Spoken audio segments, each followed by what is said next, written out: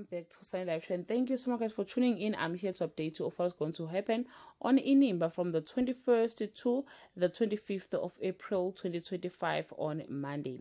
Zoleka takes a stock and set out to fix the mess she created, while Lazarus was here to work with him, forcing her to come face to face with another old enemy. Kawa dreams to becoming like Zoleka Bikisha on Tuesday.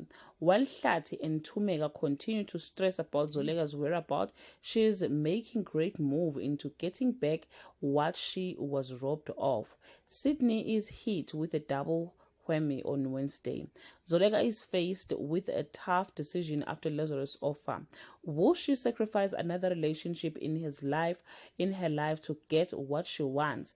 Hlati and Tumega decide to face the past on Thursday. Tension rises between Zoleka and Sydney following the CEO announcement. Zoleka find a way to bring Kawe closer to her on Friday. Tension rises as Zoleka step into her new role, igniting a new rivalry. Meanwhile, her new reunion with Kawe is immediately threatened.